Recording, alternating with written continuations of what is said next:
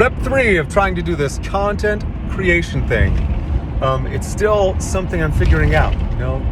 We'll see if this becomes anything. We'll see if anyone even sees this. But I hope that it ends up doing some good. I hope that I can get better at this over time. In my last video, I talked about this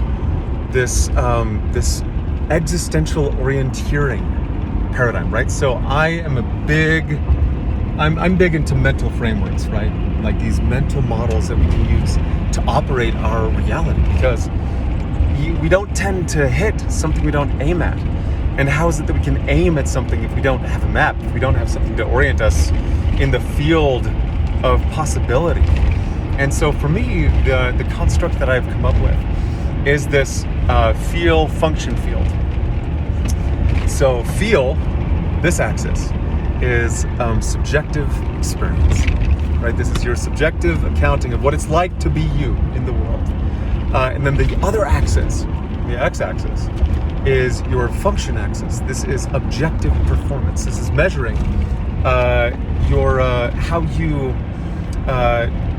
Excuse me, I'm multitasking here. I want to not wreck a family of 3 while trying to do good in the world. That's counterproductive to this project. That's objective performance, right? So, if right now I think that pretty much everyone I know has bigger better in some way in their life, whatever dimension of life that might be, whether it's their relationships, whether it's their career, their health and fitness, whatever it is, right? There's where they are now, where we are now, and then where we want to go. And so there's this question that we might ask, which is like, how do we conceive of this, right? Like, how do we orient to life? And so there's this question of like, what do we want? How do we figure out what we're about? And like what we want in life. I think that there's sort of there's a template, right, that we're kind of handed by our immediate culture, and even in media, right? There's this life that you want, but how do you find that out? Maybe I'll just. I still don't know how long I can make these videos. But if I'm not selecting for the algorithm, if I'm just doing the video the way that it feels organic, I'd say this.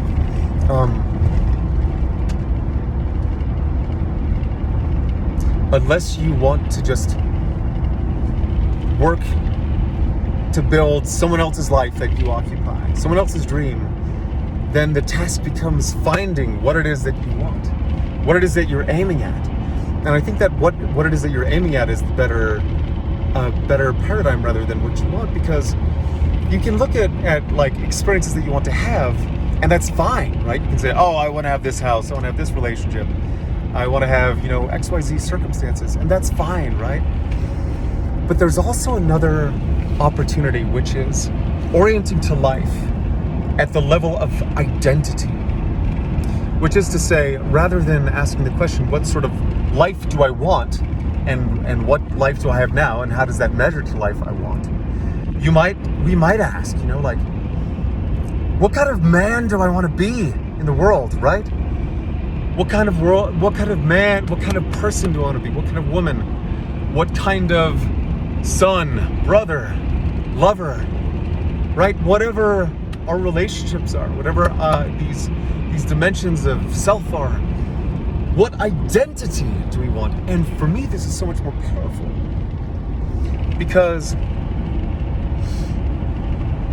I think sometimes we go about the art and science of the process of change. Just to put it this way, I caught myself sort of stepping into a script in a way that wasn't inaccurate, but just didn't feel authentic in this moment. The process of change, like, I think we get it backwards sometimes, meaning if we look at what it is that we want in terms of life circumstance, and then we try and reverse engineer it and say, okay, what is the behavior that I would need to do today, tomorrow, next week, over the next 3 years to get what I want? Like, you can do that. Yet, if you do that and don't account for your state, the state of being that you have, then oftentimes it doesn't work. The puzzle becomes protracted and implodes in on itself. Because if, for example, you have this set objective of becoming a lawyer, but you're in the state where you're so dejected, you're so demoralized, or in a state of anguish, like, you can have a state that is counteractive to your behavior. And then if your behavior isn't aligned, then your outcomes won't be. And so for me, I like to orient, as I look at a model for change, to this, which is, and I call this the sovereign model for growth and for change, which is looking at it at the most fundamental levels, and it's a flow, inside out. So, let's go back to the beginning for a second. I see so many of us who try to change from the outside in, right? Looking at external circumstances and just like wishing, oh, I hope things change. Or looking at even at behavior and saying, like, I want my behavior to change. Outside in, rather than inside out. What do I mean by inside out? So inside out would be, with this model for change, state, trait, behavior, and then outcome, right? So in terms of a flow of force to move shit in the world, sorry mother for my profanity, start with state, right? If you are in a state of fear, let's say that you let's give an example, right? Let's say you are sitting 5 feet away from a Bengal tiger that's looking at you. It's like stalking you, like it looks hungry, like it's going to eat you. And you're trying to do your taxes, right? Like, that is not a state that will bring on the traits that will allow for you to at all be effective in trying to execute on the behavior that will direct to the outcomes that you want.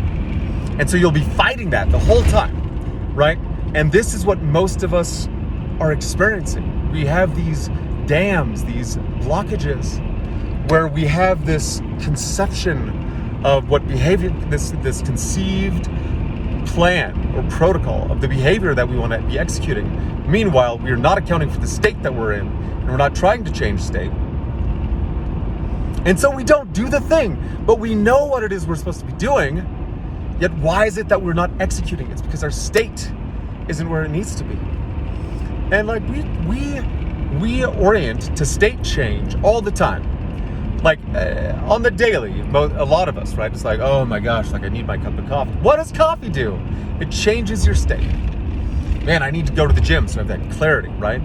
Like, we know how to state change. We do it all the time. Can we engineer these behavioral protocols, or these state change protocols via these behaviors that allow us to drop in to where we have the traits that we need, right? So instead of trying to do the thing, trying to execute on the behavior in the wrong state, change state first. This is not a novel idea. Like, there are other people who've said this in different ways. But for me, this is an essential piece to figure out. So, okay, I'll leave it there. I doubt that a video this long, without cuts, is going to reach anyone on platforms like TikTok and Instagram. But maybe on YouTube I'll find my people. I don't know. But I'm going to ship it. I'm going to send it. Higher Up Wellness, Gary Vee, all you people who say to do the thing, I'm just going to try and do the thing. So, okay, if you're a person who's been watching this, thank you. I'll leave it there.